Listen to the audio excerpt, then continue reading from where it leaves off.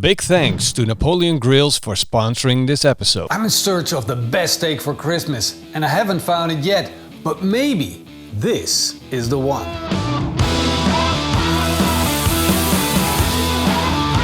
I feel like one of those surfers, always in search of the perfect wave. And then once they found it, it's kind of like disappointing and they're looking for the new ultimate wave. And for Christmas, I always want the best steak. The one, the only one. And to be honest, I really haven't found it yet. I had some amazing steaks. Some of the best steaks in the world. But I kind of want better now. And maybe this is the one that's gonna be better, because watch this. This is a piece that I sliced off because we're taking a picture, and just look at what happened when I start pulling on it. It just shreds and falls apart, and I'm barely even touching it. And I'm even scared that it's gonna fall apart on me without even slicing it. And the other thing when we were taking the picture was that there is so much intramuscular fat that instead of the meat being red, it almost looked like it's pink. But in reality, it's the amount of fat mixed with red meat that makes it look pink. The first thing that I want to do when I judge a piece of meat is smell it. And if I experience that nutty, beefy aroma, I know I have good quality meat. The next step is that I want to taste it raw. This is so tender. It melts in my mouth. It's insane. To sum it all up, I want to use all my senses to judge the meat properly and make sure I got nothing but the best. This is a full-blood Japanese kagoshima loin. It is one of the most tender pieces of wagyu you can get with a classification of A5 BMS 12, which means we're looking at the highest qualification of beef there is in the world. Does that mean this is the best steak? There's only one way to find out. Let's fire up our Napoleon grill.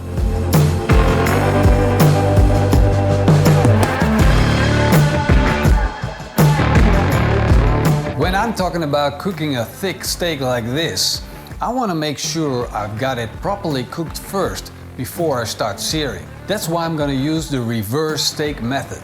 I'm going to start by slowly getting this piece of meat up to temperature. And I'm looking for a core temperature of 52 degrees Celsius. So I'm going to take this beautiful steak and I'm going to place it over indirect heat on this grill. And I'm going to let the hot air do its job. Normally I would prefer to add smoke to this steak, but now I like to let the flavor of the beef speak for itself. Once we got the core temperature of this steak up to 52 degrees Celsius, I'm going to take it off the grill, let it rest for around 10 minutes. Letting the steak rest is one of the most important parts of the cooking process, because during the time it was on the grill, all of the heat from the outside slowly went into the core. However, the outside has a higher temperature than the core temperature, and by letting it rest, you're giving the steak the opportunity to get an equal temperature throughout the steak. And once you hit that temperature, you are assured to get a fully even cook on your steak. And then all you need to do is sear the steak, and we're going to do it on a hot cast iron plate. To get the best possible crust on this steak, I'm going to set my burners underneath this cast iron plate at a medium temperature. I want to give this steak some time to develop the crust. Now we're frying the steak in its own fat. It's not added butter. This is pure wagyu beef flavor.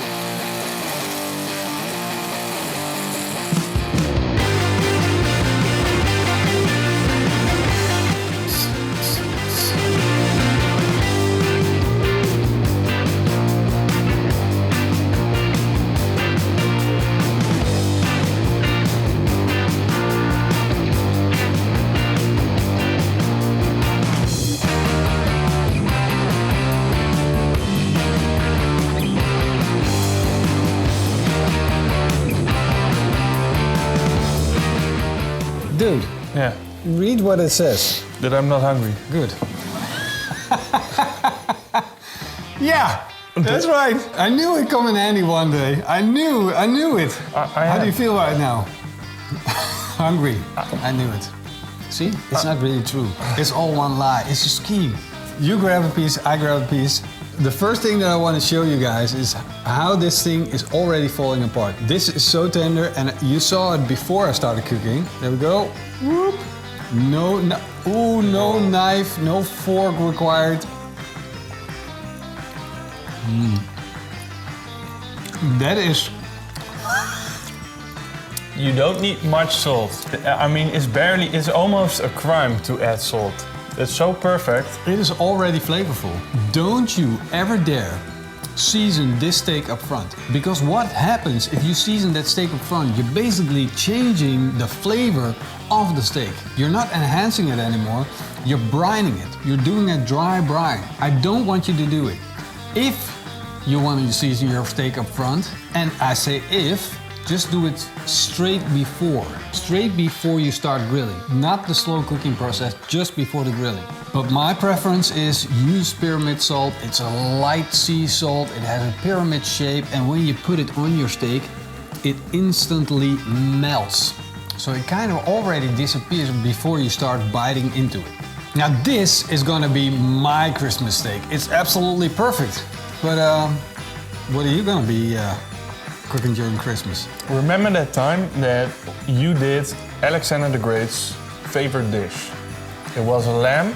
Oh, yeah, I marinated it with yogurt and all of these ancient ingredients. Oh, that was flavorful.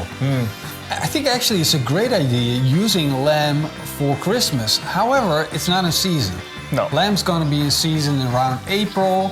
And now's the time that turkey's kind of in season because you had the hatchlings young, growing up. Why don't you do the Christmas turkey that we did 2 years ago? The turkey had a beautiful crust. It was golden brown. Yeah. It was cooked to the perfection. It was juicy, free range, dry aged, everything. The perfect turkey. I have that picture on top of my bed. It's so perfect. It's on the ceiling.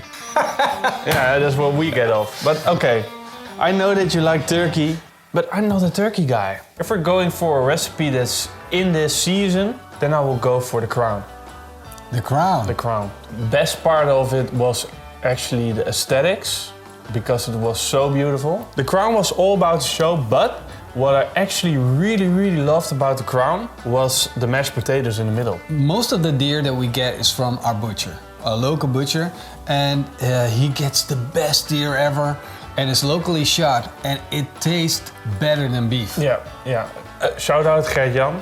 Yeah. You're an amazing guy. And the hunter that got it for him. Yeah, because he just takes it apart and delivers it to the doorstep. Yeah. Where's that hunter? Where are you, man? Show us your face. No. We already got many invitations to go hunting with them. Oh man, I don't have clothes for that. No. It's like we're totally unprepared for things like that. I'm a city boy. Yeah, I could be hunting. Yeah. But it's got to be somebody calling me. Hey, dude, we got one 6 o'clock. Man, I'm gonna call it quits. I'm gonna eat this steak.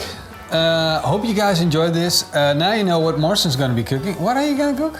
Yeah, the crown probably. The crown, the deer crown. I'm gonna make this. Now we need to know what you're gonna make during Christmas. So, or our Christmas ham. Oh yeah, That's a good one. If you don't have an option, oh yeah, go for the Christmas ham. Oh, that's a good one. And if you don't want to talk about your secrets, just say anonymous and then say what you're gonna make. Anonymous. Yeah, then you're anonymous. Anonymous. Anonymous. I'm gonna turn it off right now.